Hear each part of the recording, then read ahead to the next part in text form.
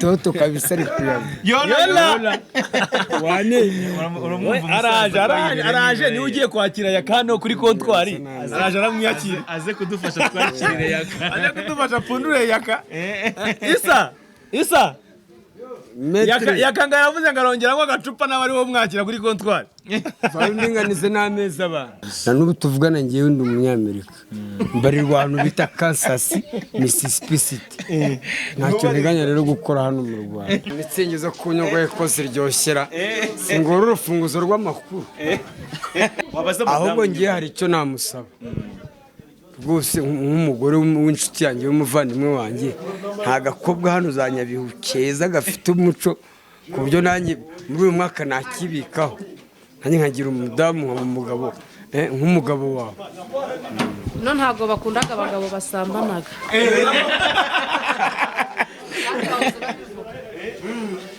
Abaza bivuga ko basambana. Asambana.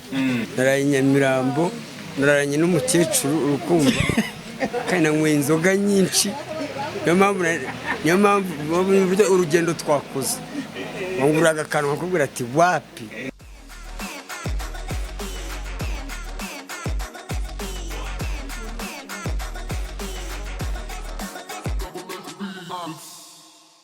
Yes, katubasuze kandi twongere tubahe ikaze mu biganiro bitandukanye tubategurira mu buzima bwa buri munsi. Ma ikaze abantu bari mu Rwanda mu bice bitandukanye by'isi.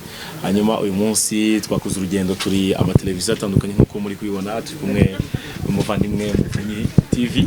Yes, ni Muvunyi TV nanjye ndabasuje cyane kandi nizera ko bameze neza baherereye hose n'abantu bari mu ntara yacu ya gatandatu y'aba diaspora.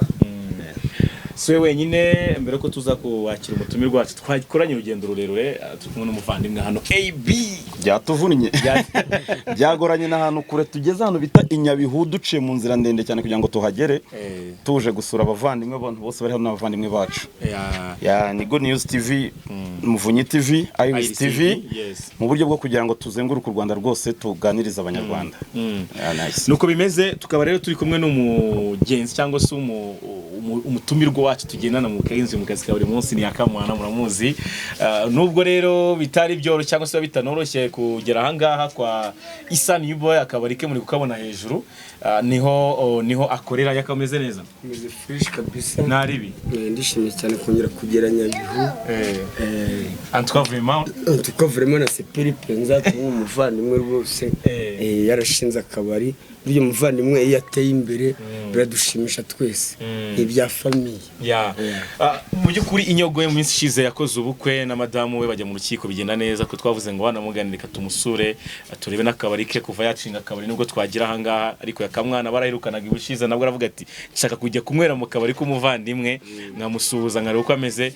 Muvunyi ni by'agaciro gakomeye. Yes, ni by'agaciro gakomeye cyane nta nubwo ari ibintu buri wese aba yiyumvisha nubwo bidakunda cyane cyane se bitoroshye kuba waganira na Isa New Boy kubera ko ngo hari amategeko abigenga hari n'uburyo ayorwamo ariko nanone ntago yananirwa kuza kwakira umuvandimwe uje kumwakira mu kabari kiwe kumwera mu kabari kiwe yakayavuze ati jewe ntabwo ari ikiganiro tugiye gukorayo ariko ndumva nshaka kujya kunywera mu kabari ka Isa New Boy. Natwe turavuga tuti Inyogoye kuva yashinga akabari kandi tutari twakinjiramo ejo bundi yakoze ubukwe ntago tugiye tuhagera ariko uyu munsi turazanya na Yaka kugira ngo nibura aze kureba akabari k'umuvandimwe anahanywera rika hawe n'umugisha. Rwose nk'umusitare mugenzi wanjye umuntu wubatse izina vuba ahangaha umva akabashinze n'akabari k'izina rya vuba ahangaha akabashinze n'akabari urumva nk'umuntu w'umusupasa ngomba kumuteza imbere nkaza ngasamura icupa ngano kwa Isa. Mukanya yararimo atubwira ati ndatunguye no kubona Yaka arimo kunywa ka Marte ati aheruka ahangaha yarihamije rwose bihagije cyane ariko ndatunguye kubera ikibundi urimo kunywa ka Marte ahangaha Yaka cyagiye nari nabaye urabona commentaire z'abafana z'abantu bakurikiye kira kiganiro bagiye bakomanta ngo Yaka ngo yakoze interview ngo yasinze ngo yanyweye umwe kujya musindisha Yaka uyu munsi none naje ndi soba ndi kuri ka Marte kiwanje ka Marte. Godwi ibishize byari byitezwe cyane kuzahuza Inyogoye na Yakamwana ubwo amahirwe tuza kugira umugisha turabahuza birakunda abantu barabyishimira abantu byari byiza cyane bigenda neza. Rero urumva nk'umuntu bahuye bagakireba inshuti nubwo wenda kuri muri iyi minsi cyangwa muri iki gihe kuvugisha cyangwa se kuganiriza mu kiganiro inyogoye bisa nkaho bitemewe ubw'impamvu tutaramenya, ariko icy'ingenzi gusura umuvandimwe nibyo byari bigenderewe. Ubyakira ute mu rugendo? Ni ibintu by'agatangaza kuza nk'ahantu nkangewe n'ubwa mbere nari mpageze, ariko man mbonye ari sawa cyane uko tumuzi imbere avuga bya bintu ngo inyogo yogamo, ntago urebye ntago yari afite ubuzima bumeze nk'ubwo afite ubu kano kanya. Urabona ni ibintu man byiza bishimishije buri muntu wese, ku buryo urebye n'abaturage ukuntu baba bamureba babona bamwishimiye bitewe n'ibyo agezeho. Urugendo twakoze rero no kuvuga ati tuganire na Yaka nawe akatubwira ati reka tugende ariko tumanuke tujye gusura umuntu wacu. Ni umuntu umaze gutera intambwe nziza cyane buri muntu wese yakwifuza gutera. Buriya kugira ngo ugire akabari nk'aka ngaka bisaba imbaraga nyinshi, kandi none nk'umuryango uba ufite n'iki byose baba bakeneye kubaho bafite ikintu kibasapotinga mu buryo bw'imibereho financially. Urumva inyogoye aka kanya ubwo bushobozi arabufite, ameze neza. Niyo mpamvu natwe twavuze ati reka tuze tunamuteza imbere, tunamwemo akantu turebe uburyo bimeze. Ni sawa cyane. Ejo nibwo nawe ngana n'umubrada aba muri US namushimira, avuga ati tugomba gushyigikira inyogoye, tugomba kugira itafari dutanga. Avuga ati nemeye amakesi ya naya agomba kugira kwa inyogoye. Mu by'ukuri uko byagenda kose tugomba kugira ibuye dutanga, kana kakagira icyo afasha n'undi akagira icyo amufasha gake gakeya. Ibyo byose rero bigenda bihura n'urugendo tugenda dukora umunsi ku wundi. Yakamwana bimwe mu bintu ejo bundi mwaraganiriye mumaze n'iminsi ubona ibiganiro bye cyane cyagiye bwa mbere duhura, wenda utaramumenya buryo bwimbitse, amwe mu magambo kunda inyogoye n'ayanye. Inyogoye amagambo ye ni menshi ashimisha abafanazi. Afite inyogoye mu mazi, ibintu nk'ibyo ni byinshi cyane. aba yaturitse agapfusha iraterime kabisa. I Kigali abantu bose bafata agatama, bafata agacupa, usanga buri wese kabisa ngo bana ngo ngewe ejo unari naturitse nahiye. Iryo jambo kabisa riri kurita abantu bose, abantu dufata agacupa n'agasembuye ni waneza yola by'ukuri. Umuvugisha cyane, kandi ni byiza cyane kubona amaze gutera imbere. Urabona afite akabari, afite resitora, urabona n'umudamu uburyo asigaye akeye, ntabwo ari kuri yasaga. Urabona asigaye akeye agasatsi itoto kabisa ari kuyaga. Yola araje niwe ugiye kwakira Yakano kuri kontwari, araje aramwiyakira aze kudufasha twakirire Yaka, aje kudufasha pfundure Yaka. Isa Yakanga yavuze ngo arongeramo agacupa n'abari bo mwakira kuri kontwari. Ndinganize n'ameza abantu. Bina nyaruka reka yakabanza akora ikiganiro bazo mwakire. Kuba inyogoye abaye umusitari ejo bundi akamenywa n'abantu benshi, akaba ari umatangiye kugira ibikorwa, harimo akabari, uhumaze imyaka myinshi uramurusha umusitari. Nta business watangira, nkabona ko kurushije ubwenge. Nta business ndatangira, ariko ngiye nababwiye yuko hiti ngewe mfite ikibazo cy'inyota cyarakemutse, ikibazo cy'ibyaka cyaravivutse, ubu nta cyakanyigira. Cyane cyane by'umwihariko ku Kigali kubera ko ndi superstar, akabari kose ninjiyemo mwizubu. Ubu ntabwo yaba ushaka kuza guhombya. Ntabwo yaba ashaka kuza guhombya Isa New Boy. Ntabwo nje guhombya Isa New Boy, abo ngomba kumuteza imbere. Urabona n'umukobwa we rwose ari kuri kamarite, ntabwo nakwifuza ko yasubira inyuma. Abo tugomba bitemewe mu mashusho ko bamubona, ntabwo byakoroha. Ntabwo byemewe ko umwana muto ajya mu mashusho. Akiyanga n'umwana mwiza cyane mwita Jeannette. Ese Jeannette ra muganya namwise shimwe, abantu baramwibaza shimwe ni mama we yitwa Jeannette.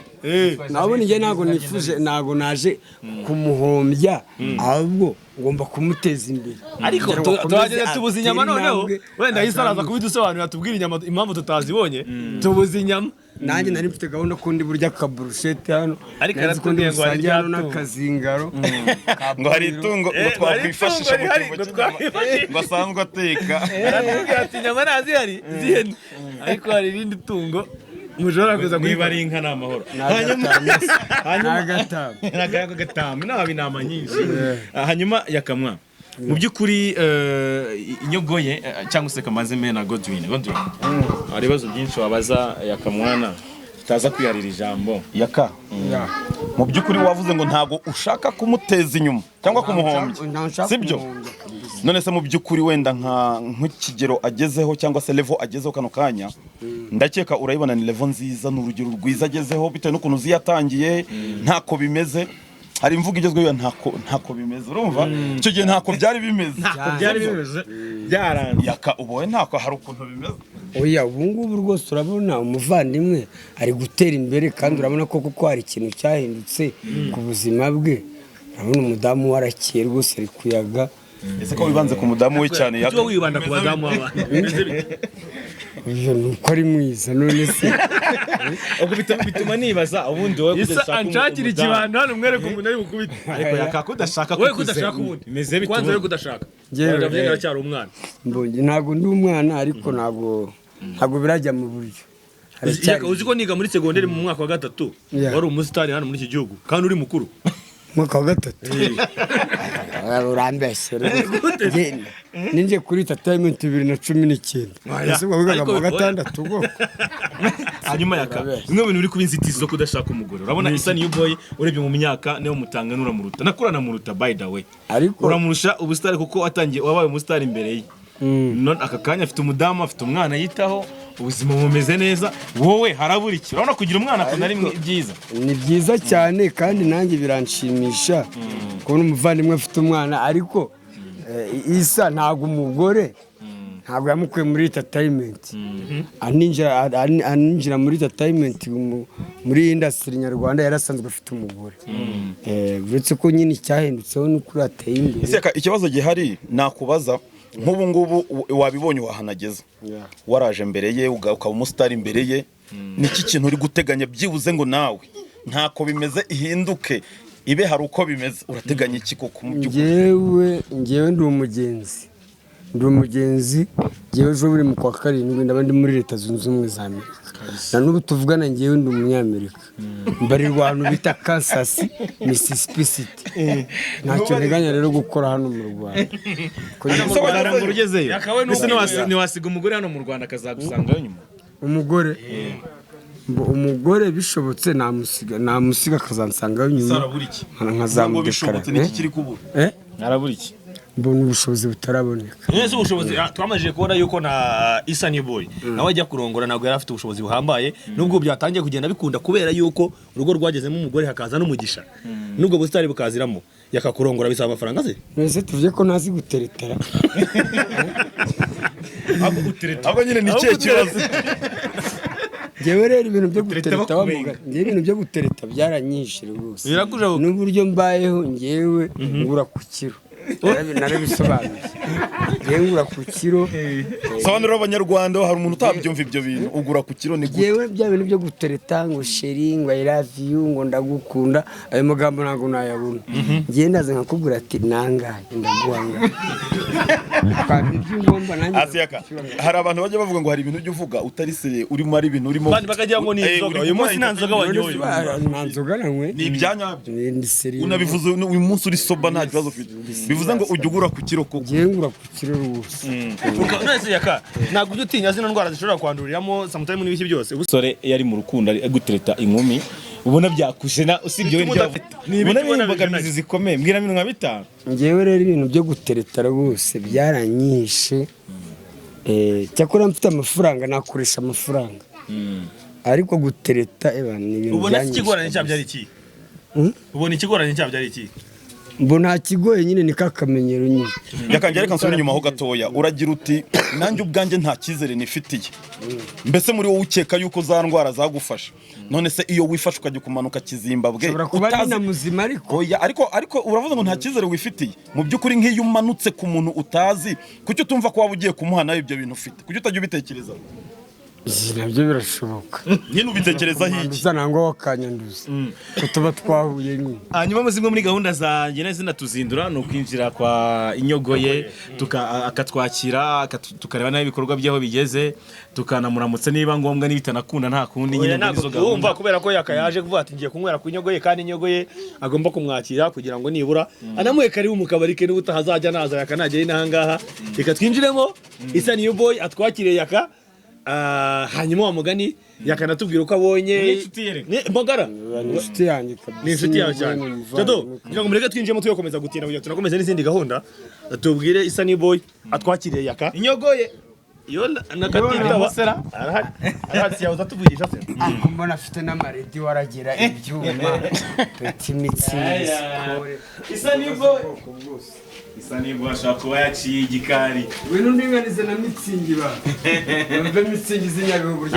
naze batwakira ahangaha wabonye kwa Isa ariko hano Nyabihu nta firigo bagira iyi mbeho yaho urabikonje urabikunda ninde wakira abantu hano ni wowe yola utubwirire aze yakira abantu naza turinganize umusaza ateye imbere yateye imbere kabisa urabona harimo inzoga zitandukanye z'ubwoko bwose madamu twakira nta kintu Madamu aje kutwakira. ubona ariko umudamu we yasigaye ari kuyaga meze neza urasa neza nyuma yo gukora ubukwe kabisa umunsi turashaka umwera kwa Isani Boy na madamu ku bikorwa bagezeho ku kazi keza bakoze ndetse no ku iterambere twishimira mu by'ukuri nka mukuru wacu cyangwa se murumuna wacu bamwe yaka ya ni iby'agaciro gakomeye mu by'ukuri mabushaka ngenda mitsingi reka peti mitsingi Peti Misingi gusa nizo zihari na Knowless na Ngufu na za Ntore na Nguvu na Fana na Twiki. hanyuma se bimeze gute nyuma yo gukora ubukwe akameta ndi kukabona kameze neza kari mu ntoki rwose gakwiriye Kwiyemo neza. bimeze neza Bimeze neza. ni amahoro ubwo rero urumva ko yakarashaka gusoma kazana ka Mitsingi nubwo mu kanya nk'aga kanuza ariko agomba guhindura mu gakeya bazane n'utundi ubwo rero akaho pe n'akariya agafunze yakamwana se wamuherukaga amuherukaga yakamwana Yamuheruka cyagiye yo guhunda. cyagiye tuza kuganira tubasura cyagiye wa munsi yari yavuze rero ngomba kubasura umutwara ari hese Ntabwo nzahambaganye ko yarana. aratarabutsemo gatoya buriya bure wenda dushobora kuza kugira kuvanga yaje tukanamuvugishaho nawe wa mugani tukagira tunamusuhuje kuko ntabwo bagera ngaho mu gihe utamubonye ntabwo byaba bishobora Jado ubonye ko yakagutegereza ntibipfa gukunda. Asabye opena ibuzeho gato cyane ahise abyikemurira. ariko aragasoma shaka Yasha. imitsingi zo ku nyogoye ko ziryoshera singura urufunguzo rw'amakuru ni ibisanzwe ariko mvuga ngo umwana uri munsi y'imyaka 18 ntabwo bemerewe kunywa inzoga ntabwo ari nziza ikindi abatazishoboye nuko mujye mugerageza muzireke nta n'ikiza cyazo hanyuma hano rwose mufite firigo y'umwimerere karakonje kabisa uzi ko mufite firigo naturelle imwe imana yabihereye Nuko navuga kabisa nuko nabone ko hakonje. harakonje cyane Abyifuza imipira amakanzu. ariko hari ukuntu bajya bavuga ngo umudamu iyo yabanye n'uwena n'umugabo batarasezerana mu mategeko nyine ngo ahora amuhoza ku nkeke avuga ngo kuki utanjyana mu mategeko aba yumva ataraba umugore kugeza ubu ngubu itandukaniro riri hagati ya mbere y'uko mujya mu rukiko mukamanika ikiganza n'ubu ngubu wavuga ko icyo ubona cyatandutse mbese kiyongeremo ari ikihe Nuko nagiye mu murenge. mu murenge uba uri kumva ari bwo noneho wabaye umugore nyawe ibyo bajya bavuga nibyo Nibyo. wabaye umugore nyawe burya iyo mubana mutaranyuze mu mategeko muba mubana bwihishwa ni ukubana bujura ese mbere yuko wenda mbere yuko tunasohoka abantu bamaze kubona ku kabari kwa nyogoye ese tugiye no kwanywera ko tuza no kuhava nta kibazo wakwibariza madamu we wahoze uvuga ngo Mbese ikibazo cy'amatsiko wahoranye. ahubwo ngiye hari icyo namusaba rwose nk'umugore w'inshuti yanjye w'umuvandimwe wanjye nta gakobwa hano za Nyabihu keza gafite umuco ku buryo nanjye muri uyu mwaka nakibikaho nanjye nkagira umudamu umugabo nk'umugabo wawe No ntabwo bakundaga abagabo basambanaga.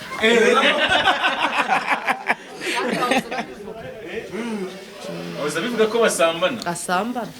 burya ko abantu b'inaha bose buriya ni amasugi mabuja abakobwa ni kubona hanze aha Kurangiye umugore nakurangira umeze nkaho. Barahari se? Barahari. Kandi ntabwo ibyaba ari byiza. mbona iki kibazo cy'amatsiko cyane njye nakwibariza ibintu byagutunguye ku munsi w'ubukwe bwawe ikintu cyaguteye amatsiko cyangwa se donc wabonye gisa nkaho cyabaye gishyashya cyangwa se surprise ubwo uri kumva ibyagutunguye kwa kurya munsi utari witeze n'ibiki? nta nari nzi ko nzasezerana none narasezeranye. byaragushimishije cyane. Ku munsi w'ubukwe nyirizina ikintu cyagushimishije ni iki kurushaho? Ku munsi wa munsi muri mu rukiko ikintu cyagushimishije cyane kurushaho ni iki? uko nagiye ku darapo ngarahira Gusa Sibumva uri umugore wemewe n'amategeko. nibyo Asiyaka uba wumva nta shyari ufite koko, uba wumva nta kintu nta hantu byagukoze. Kabura urabona umugore w'inyogo atari icyuki ariko urabona neza. Abujura nyine keye. bigutera ishyari ryiza. Ishyari ryiza. Nawe ushaka ukuntu bigenza ujye ku murenge ufate ku idarapo. Nanjye ntera intambwe ngera aho mugeze. Amumbarize uzagira umwana nk'uyu ujyara. Ariko igihe kiracyari mamusha. Kiracyari nanjye biri hafi. Reba agahinda ariko bimubazanye reba. hanyuma nanjye ibaze gupfa nta mwana ufite. Mbese agiye gupfa yaka. Yaka kurikije n'ibyo yahoze aravuga ari mu marembera yo gupfa. ukurikije imico yakumvanye n'ubuzima hafi yo gupfa. Kuko n'ibya twese mamusha muzansanga narabateguriye. Rusoro rurahazi. ni iki ko ntari Urano nahageze. umudugudu utagira amatiyo. Nawe usakuriza mu nje ntabwo ndi kwihifuriza kuhaje. ntabwo ni wowe. Jewe Rata office kuru twaganiriye uko ushize twaganiriye uko wamubonye ni umunsi urongera wamubonye Musa ni muzima. umunsi ni muzima. ntabwo nayaga. Gira ikibazo kimwe wamumbariza nanjye namubwiye ngo kubaza ikibazo kimwe navuganira ku uyu munsi mugira ikibazo kimumbariza. Ni ikibazo kimwe mumbariza cyanyuma. ikibazo mfite ni kimwe cyo kunda azagira umwana nk'uyu. Umwana nzamubona uyu mwaka kwanza. Ndarara nteye inda. Uyu mwaka ngomba kuba mfite Ubwo umwana. ntabwo Terinda azavuga ryari? Tende mu kwa gatatu umwana avuka ryari? Kwa kangahe? Hariya ni amezi 9 ra. Si amezi 9 batwite. Ubwo yazavuka mu kwa kangahe? Twari n'abavukira 7 Bitewe n'ibibazo by'ubuzima. bitewe n'ibibazo by'ubuzima. Ariko ubwo yazavuka nko mu kwa 10 hari. Kwa 10 kwa 11. Reka tujye hanze gatoya nibwo tubaza no kubona n'amashusho meza gusangira ku muri kuhabona ni kwa Inyogoye n'ahantu avuga yuko heza amaze gutera imbere yakamwana urabibona ko kwa Inyogoye hatoroshye. Abantu ntabwo horoshye kabisa ariko icyabuze ni akaburushete. Kurabona hari n'imbeho. Bura nari nkumbuye agasupu kazingaro. Bura agasupu kazingaro karamfushe cyane. None Inyogoye uyu munsi ntago yabaza. Ni igihombo kuri nge kabisa nanzi ko ndi burya kanyamahanga. Ihene zarabuze. Ni ngo zarabuze ngo zarahenze ariko yambwiye yuko ejo kumukamira ari zarimo. Ejo ngo azirasawe rwose ashobora kuva. Ngako hasi ukawengejeho kamisi mwiza ukuri utambe. Oya ikiryoshye ari iki? Aya ikiryoshye ni iki? Kamitse nyine ko karyoshye. Nesone ninde wagushutse kunywa kare akantu kamarita. Nari natinye kukanywa ko uyu munsi naraye Nyamirambo. Naraye Nyamirambo nararanye n'umukecuru urukumva. Kandi nanyweye inzoga nyinshi. Niyo mpamvu urugendo twakoze. Wanguraga akantu akubwira ati wapi ngo nacitse intege. Ndetse korana n'umukecuru ibyo byatumye utongera kunywa akantu nta kushaka. Uya nari nanyweye inzoga nyinshi. Bitewe na karakazi Ntabwo umukecuru yakumazamo intege. Akarakazi ko mu buriri nako abantu byari grave kabisa. Umukecuru amukuye. Namukuye muri quartier. Abafite n'akabyeri mu rugo iwe. Tukanywa akabyeri yantekeye n'agasamaki yantekeye agafi n'ubugari. Turangije turaryama. Birasanzwe se yuko musanzwe muhura gutyo nyine iyo gahunda ikambere. Ntabwo ari bwo bwa mbere nsanzwe njyayo rwose. Iyo ngeze i Nyamirambo bukanyiriraho mpita njya kwiryamira rwose. Umukecuru duhuza kabisa. Yaka usiko kugira ngo bazamu winjiye umukecuru. Uyo ntabwo namwinjiye ntabwo ari umugore wanjye. Ndagenda nkarasiyo gahunda ngahita nicumukira. Akakugura nawe inzoga. Uyu ntabwo nge ahubwo ninjye umugurira ndamwishyura nkanamugurira nkanaha. Se yaka ugereranyije guhera icyo gihe muhurira no kugeza utashya mu gitondo mwishyura nkangahe? Wamutanze nkangahe nijoro? Oya turavugana ibyo ni ibanga ry'akazi. Ni ibanga ry'akazi turavugana tukajya mu biciro nyine. Ibyo tunabireka banamugane ibyo tunabisimbuke mukanyabuze reka tunigarukiye no muri kuvugwa muri no minsi ubu wabaye umusirikare waragikoze n'ubu kandi hajya mu cyongereza bavuga ngo mu cyongereza bavuga once soldier always command soja ariko njyewe ntago ndi umurashi rwose abarashi bari kwigaragaza bari muri Ukraine hariya niho abarashi bari kugaragara nenge kubigarukaho ubundi nk'umurashi ari hagati ya Ukraine na Amerika ushyigikiye ikihe gihugu cyangwa se Ukraine na n'Uburusiya oya umuntu wese ufite mu mutwe unatekereza nta muntu washyigikira Uburusiya rwose gufata igihugu kimwe kigatera ikindi biriya bintu ngende kubibara nka genocide ariko hari gahunda yo bari gusaba abantu batwisi ko umuntu wifuza kujya kurwanira akarwanira Ukraine yabandikira akaba yajya muri Ukraine nta gahunda ufite baduha amafaranga tuyasigire famiye zacu tugende baturase dupfe famiye zizasigare ziri kurya ndetse habaye nta mafaranga ari buboneka ari ukutabara ari ukwitanga nta kintu wakora aya hariya mani ibintu biri mu rupfu ibintu byaje mu isaso aya wese arwanira igihugu atazi ko ashobora gupfa keretse unjyanyeyo ku ngufu nawe uvuga ngo ngende nishore muri biriya bibombe oya reka urupfu wabona ruje ariko ntabwo warwikira ndetse imagine nk'ubu ngubu uraryamye urabyutse usanze bakugejejeyo ugiye gutabara icyo gikorwa wagikora cyangwa warwana ugaruka kukubwira unjyanyeyo ku ngufu wanshyizeho imbunu wavuga ati n'ubundi urajyayo nutajyayo ndakwica uravuga ati n'ubundi reka ngende ndwane mfe ndetse reka nkwereke nk'ubu wenda ni urugero Ukraine iri kurengana Uburusiya nibwo buri kwirenganya ni urugero sibyo ukabona yuko igihugu kiri kurengana aricyo ugomba gutabara ariko nicyo biri burangire bigenze nabi byagenda gute ariko manu ubwo se nabandi Yesu mani Yesu ko ariwe witangiye abantu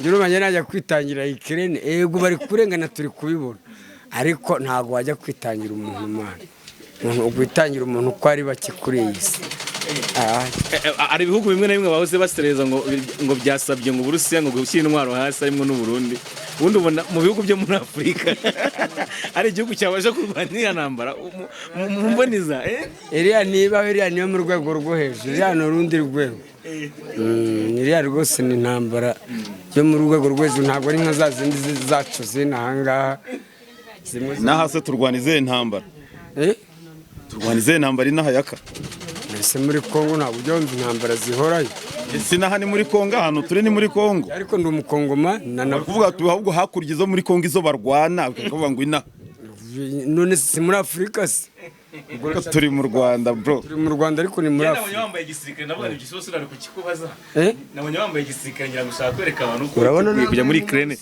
banaro wayo twambaye nk'Abarusiya ushyigikiye Abarusiya hari oya ntabwo nabashyigikira mani abantu bari kwica abantu z'ubwo urumva nabashyigikira koko abantu bashaka gukura abantu ku isi so ngiye kwisanga rero mu cyaro cy'Inyabihu urabona ko abaturage ari benshi harimo bagukunze wenda no kubonye bwa mbere mbere ko tugana ku musozi Godwin inyogo ye ntitubashije kumubona ngo tuganire ibiro bivuga iki bo inyogo ye rero ibyo ari byo byose asigaye afite management ya Yago TV show Yago TV show nibo bamumanaginga afite amabwiriza agenderaho urumva rero mbere y'uko kugira ngo agire icyo umukoresha interview ni ukuvugana na nyiri bwite ni ukuvugana na management yiwe bitari bibi nabyo rwose ntabwo ari bibi ariko niba afite imiyoborere asigaye agenderaho ubwo ni uko nyine ntacyo wabihinduraho afite management so mu by'ukuri turi kugana ku musozo ngira ngo Godwin na Muvunyi twari turi kumwe mbere niba nta kibazo cya nyuma ubaza Yaka twasoza Yaka twamuganirije cyane kigaragara yishimiye kuba yageze hano sibyo Yaka yanshimishije cyane kugera ku kabari cy'inyogoye nk'umuvandimwe kandi nkabamwifuriza gukomeza gutera imbere murakoze cyane amakuru aravuga yuko uri inshuti y'inyogoye sibyo bivuze ngo uramushyigikiye mu mibereho myiza n'iterambere ryiwe bivuze ngo waba n'umukiriya kugira ngo atere imbere ukajya ufata nk'igihe ukaza nk'uko iyi gahunda wayikoze uyu munsi ukavuga uti reka tujyeyo tujye kumusura abantu bavuga ko nanjye nakoranye na Yago cyane abantu none bakambwira ati wowe kuki Yago atagushingiye akabari byagenze gute rimwe na rimwe bakavuga ati yakabura ntabwo ufitiye inyogoye ishyari ngewe rwose ntabwo nagira mugenzi wanjye ishyari kubera ko ari kuzamuka ntabwo iryo shyari rwose rihari iyo nza kuba mufitiye ishyari ntabwo nari kuza kumusura ngo nywe n'agacupa hano. Abazi rero ko mfite inyungu y'ishyari rwose ibyo bintu mubyikure mu mutwe, ahubwo biranshimisha cyane kubona umuvandimwe ari gutera imbere. ahubwo se iyo bagira nk'igikorwa runaka bagushingira yaka tutabeshyanye ubundi uri kubasha kukimanaginga yagira igikorwa agushingira nk'uko yashingiye inyogo y'akabari. twimagine nk'akabari ari we bagashingiye Kano kabari arakanyise twimagine karaka kamara iminsi nka tutubi w'amahirwe afite nuko afite umugore. Buri gihe ufite umugore agerageza kugukaruma, kandi iyo ufite umugore uba ufite izindi nshingano, ntabwo uba ufite za nshingano za gisore. So impamvu afite umugore nicyo kintu kinamufasha nawe. Nanjye ariko mfite umugore ibintu byagenda neza, najya ku murongo. natwe twabikubajije nk'umuntu nyine udafite umugore, nk'ubu udafite umugore iyo bagushingira akabari nk'aka ngaka wakamarana igihe kingana gute yaka? uko wakabonye Akabari nazinywera yarasigura ibyo ushatse kuvuga. yatubwira akabara ninga ukurikije uko wiyize. Cyakora nta n'inzoga nyinshi zirimo, zino nazinywa icyumweru kimwe. Reka arizo gucuruza yaka, arizo gucuruza. Izi ngizi mani, izi ntabwo nazicuruza ngewe. Bivuze ntabwo baba bagushingiye akabari, baba bakuguriye inzoga. Baba bakuguriye inzoga naho kuzitereka. Nizubwo bava mu kano kabari karimo 500. Nizere harimo amakesi angahe? Rero hatarimo amakesi 3. Ese tuyo wayanguka yamara ukanye. Nangu Florence ubwana hari mwanga. Uravuze akabari kanyogo ushize ukanenze. Uye ngiye ntabwo nkanenze, ariko hano nta miliyoni 2 zirimo. Ese akabari ka miliyoni 2. Nta na 500 ziri muri. Yaka ntago gushinga business bisaba kuzuza miliyoni zingahe? Saguhera kuri make. Hano hari mwanga. Twinjiremo kamera ziri. We none tubwire we ngorebamo. Izi ngizi ngiye nazinywera iminsi. Isa nibo nagaraza. Hanyuma yabuze cyakora ndishimye akomeza kore kandi atera imbere. Batujye kubaza Isa nibo bije afite. Ntabwo dushaka abantu bari bije afite yakano kabari. Ariko mu byukuri cy'ingenzi nuko hari kandi kamutungiye umuryango. Ni byiza cyane. Byiza cyane kabuza, kandi buri wese ndumva yakwifuza ko mugenzi we atera imbere. Hari abagira ishyari yabo n'umuntu atangiye kuzamuka ntabe yakwifuza ko mugenzi we yazamuka, ariko ngiye kabisa icyo nakwifuriza inyungu ye nuko yakomeza agatera intambwe n'ahagararira hano agakomeza iyo no mu minsi iri imbere yaba afite alimentation ifatika. Ariko yaka nawe uko ubibona, uko uri kumugira inama umwifuriza ibyiza, ndumva wakagize ishyari ryiza ryo kwifuza iterambere nk'iri ngiri, ku buryo aho wabona amahirwe ariyo yose yo kugira ngo ube wabigeraho ntuzayapfusha ubusa. Bibonetse sava, ariko bitanabonetse ngomba kubaho uko mbayeho, uko ndiwe ngewe mbishimira Nyagasani. Ntabwo ngenda nifuza mani bya mirenge, bibonetse byaboneka, ariko nuko mbayeho ngenda bishimira kabisa. Bimwe mu bintu ubona Imana yakwimye kandi ari kwiye kubiguha, uravuze tuko mbayeho ndabishima. Bimwe mu bintu ubona ubura ku buzima bwawe ni ibiki kugira ngo urusheho kuba bwiza kurushaho? Ari kujya wicoka avuga ubonye umugore rwose sasifi. Abagore barahari ariko possibility ubushobozi buke. God reka dusoze reka dushimire Yakamwana akoze cyane. Uri umuvandimwe mwiza duhana mu kazi ka buri munsi, ko wemeye no kuza gusura inyogo ye, nuko ufite umutima w'urukundo. Turagushimiye cyane. Bakekaga ishyari rwose nta shyari ntaryo. Ubu ngiye kunywa icupa hano ku nyogo ye nitahira i Kigali. Amen. Abafite n'akabyeri mu rugo iwe, tukanywa akabyeri, yantekeye n'agasamaki, yantekeye agafi n'ubugari, turangije turaryama. Birasanzwe se yuko musanzwe muhura gutyo nyine iyo gahunda ikambere? Ntabwo ari bwo bwa mbere, nsanzwe njyayo rwose. Iyo ngeze i Nyamirambo bukanyiriraho mpita njya kwiryamira rwose. Umukecuru duhuza kabisa. Usiko kugira ngo bazamu winjiye umukecuru. Uyo ntabwo namwinjiye, ntabwo ari umugore wanjye. Ndagenda nkarasiyo gahunda ngahita nicumukira. Akagura nawe inzoga. Uyu ntabwo nge, ahubwo ninjye umugurira, ndamwishyura nkanamugurira nkanaha. Se yaka ugereranyije guhera icyo gihe muhurira no kugeza utashya mu gitondo mwishyura nkangahe? Wamutanze nkangahe nijoro? Oya turavugana, iryo ni ibanga ry'akazi. Ni ibanga ry'akazi, turavugana tukajya mu biciro nyine. Ibyo tunabireka banamugane, ibyo tunabisimbuke. Mukanyabuze reka tunigarukiye no muri kuvugwa muri no minsi wabaye umusirikare waragikoze n'ubu kandi hajya mu cyongereza bavuga ngo mu cyongereza bavuga once soldier always commander ariko njyewe ntago ndi umurashi rwose abarashi bari kwigaragaza bari muri Ukraine hariya niho abarashi bari kugaragara nenge kubigarukaho ubundi nk'umurashi ari hagati ya Ukraine na Amerika ushyigikiye ikihe gihugu cyangwa se Ukraine na n'Uburusiya oya umuntu wese ufite mu mutwe unatekereza nta muntu washyigikira Uburusiya rwose gufata igihugu kimwe kigatera ikindi bira bintu ngende kubibara nka genocide ariko hari gahunda yo bari gusaba abantu batwisi ko umuntu wifuza kujya kurwanira Ukraine yabandikira akaba yajya muri Ukraine nta gahunda ufite baduha amafaranga tuyasigire famille zacu tugende baturase dupfe famille zizasigare ziri kurya ndetse yaka habaye nta mafaranga ari buboneka ari ukutabara ari ukwitanga nta kintu wakora aya hari amani ibintu biri mu rupfu ibintu byaje mu isaso aya wese arwanira igihugu atazi ko ashobora gupfa keretse unjyanye yo ku ngufu naho uvuga ngo ngende nishore muri biriya bibombe oya reka urupfu wabona ruje ariko ntabwo warwikira ndetse yaka imagine nk'ubu ngubu uraryamye urabyutse usanze bakugejejeyo ugiye gutabara icyo gikorwa wagikora cyangwa warwana ugaruka kukubwira unjyanye yo ku ngufu wanshyizeho imbunu wavuga ati n'ubundi urajyayo nutajyayo ndakwica ubwo uravuga ati n'ubundi reka ngende ndwane mfe ndetse yaka reka nkwereke nk'ubu wenda n'urugero Ukraine iri kurengana Uburusiya nibwo buri kwirenganya n'urugero sibyo ukabona yuko igihugu kiri kurengana aricyo ugomba gutabara ariko nicyo biri burangire bigenze nabi byagenda gute ariko manu ubwo se nabandi Yesu mani Yesu ko ari we witangiye abantu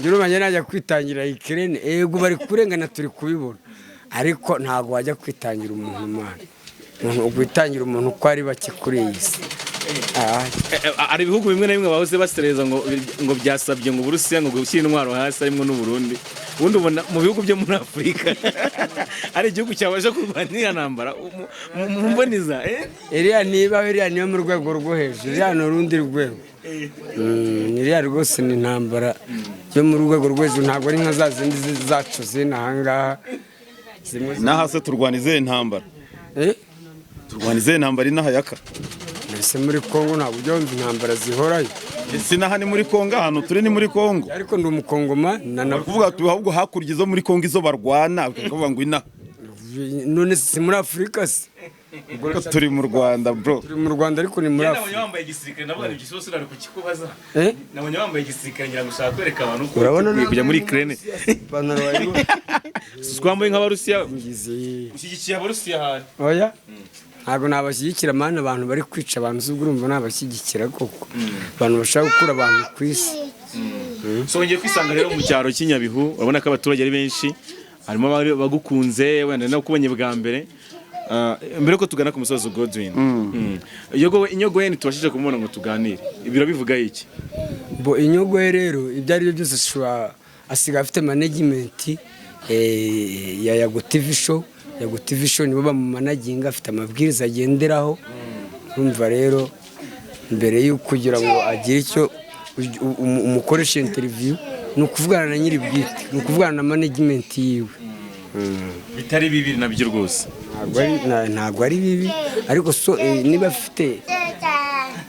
afite imiyoborere asigaye agenderaho ubwo ni uko nyine ntacyo wabihinduraho afite management so mu by'ukuri turi kugana ku musozo ngira ngo Godwin na Muvunyi twari turi kumwe mbere niba nta kibazo cya nyuma ubaza yaka twasoza yaka twamuganirije cyane kigaragara yishimiye kuba yageze hano sibyo yaka yanshimishije cyane kugera ku kabari cy'inyogoye nk'umuvandimwe kandi nkabamwifuriza gukomeza gutera imbere murakoze cyane amakuru aravuga yuko uri inshuti y'inyogoye sibyo bivuze ngo uramushyigikiye mu mibereho myiza n'iterambere ryiwe bivuze ngo waba n'umukiriya kugira ngo atere imbere ukajya ufata nk'igihe ukaza nk'uko iyi gahunda wayikoze uyu munsi ukavuga uti reka tujye kumusura abantu bavuga ko nanjye nakoranye na Yago cyane abantu noneho bakambwira ati wowe kuki Yago atagushingiye akabari byagenze gute rimwe na rimwe bakavuga ati yakabura ntabwo ufitiye inyogoye ishyari ngewe rwose ntabwo nagira mugenzi wanjye ishyari kubera ko ari kuzamuka ntabwo iryo shyari rwose rihari iyo nza kuba mufitiye ishyari ntabwo nari kuza kumusura ngo nywe n'agacupa hano. Abazi rero ko mfite inyogo y'ishyari rwose ibyo bintu mubyikure mu mutwe, ahubwo biranshimisha cyane kubona umuvandimwe ari gutera imbere. ahubwo se iyo bagira nk'igikorwa runaka bagushingira yaka tutabeshyanye ubundi uri kubasha kukimanaginga yagira igikorwa agushingira nk'uko yashingiye inyogo y'akabari. twimagine nk'akabari ari we bagashingiye Kano kabari arakangise twimagine karaka kamara iminsi nka tutubi w'amahirwe afite nuko afite umugore. Burya ufite umugore agerageza kugukaruma, kandi iyo ufite umugore uba ufite izindi nshingano, ntabwo uba ufite za nshingano za gisore. So impamvu afite umugore nicyo kintu kinamufasha nawe. Nanjye ariko mfite umugore ibintu byagenda neza, najya ku murongo. natwe twabikubajije nk'umuntu nyine udafite umugore, nk'ubu udafite umugore iyo bagushingira akabari nk'aka ngaka wakamarana igihe kingana gute yaka? uko wakabona Akabari nazinywera yarasubira ibyo ushatse kuvuga. yatubwira akabara ninga ukurikije uko wiyize. Cyakora nta n'inzoga nyinshi zirimo, zino nazinywa icyumweru kimwe. Reka ari zo gucuruza yaka, ari zo gucuruza. Izi ngizi mani, izi ntabwo nazicuruza ngewe. Bivuze ntabwo baba bagushingiye akabari, baba bakuguriye inzoga. Baba bakuguriye inzoga naho kuzitereka. N'ubwo wava mu kano kabari karimo 500. Nuzere harimo amakesi angahe? Rero hatarimo amakesi 3. Ese tuyo wayanguka yamara ukanye. Nangu Florence ubwana hari mwanga. Uravuze akabari kanyogo ushize ukanenze. Uye ngiye ntabwo nkanenze, ariko hano nta miliyoni 2 zirimo. Ese akabari ka miliyoni 2. Nta na 500 zirimo reba. Yaka ntago gushinga business bisaba kuzuza miliyoni zingahe? Guhera kuri make. Mbese hano hari mwanga. Twinjiremo kamera zirimo. We none tubwire we ngorebamo. Izi ngizi ngiye nazinywera iminsi. Isa nibo nagaraza. Hanyuma yabuze cyakora ndishimye akomeza kore kandi atera imbere. Batujye kubaza Isa nibo bije afite. Ntabwo dushaka abantu bari bije afite yakano kabari. Ariko mu byukuri cy'ingenzi nuko hari kandi kamutungiye umuryango. Ni byiza cyane. Byiza cyane kabuza, kandi buri wese ndumva yakwifuza ko mugenzi we atera imbere. Hari abagira ishyari yabo n'umuntu atangiye kuzamuka ntabe yakwifuza ko mugenzi we yazamuka, ariko ngiye kabisa icyo nakwifuriza inyungu ye nuko yakomeza agatera intambwe n'ahagararira hano agakomeza iyo no mu minsi iri imbere yaba afite alimentation ifatika. Ariko yaka nawe uko ubibona, uko uri kumugira inama umwifuriza ibyiza, ndumva wakagize ishyari ryiza ryo kwifuza iterambere nk'iri ngiri, ku buryo aho wabona amahirwe ariyo yose yo kugira ngo ube wabigeraho ntuzayapfusha ubusa. Bibonetse sava, ariko bitanabonetse ngomba kubaho uko mbayeho, uko ndiwe ngewe mbishimira Nyagasani. Ntago ngenge nifuza mani bya mirenge, bibonetse byaboneka, ariko nuko mbayeho ngenda bishima kabisa. Bimwe mu bintu ubona Imana yakwimye kandi ariko kubiguha, uravuze tuko mbayeho ndabishima. Bimwe mu bintu ubona ubura ku buzima bwawe ni ibiki kugira ngo urusheho kuba bwiza kurushaho? Ari kugiye gushaka kuvuga ubonye umugore rwose sasifi. Abagore barahari ariko possibility ubushobozi buke. God reka dusoze reka dushimire Yakamwana akoze cyane. Umuvandimwe mwiza duhana mu kazi ka buri munsi, ko wemeye no kuza gusura inyogo ye, nuko ufite umutima w'urukundo. Turagushimiye cyane. Bakekaga ishyari rwose nta shyari naryo. Ubu ngiye kunywa icupa hano ku nyogo ye nitahira i Kigali.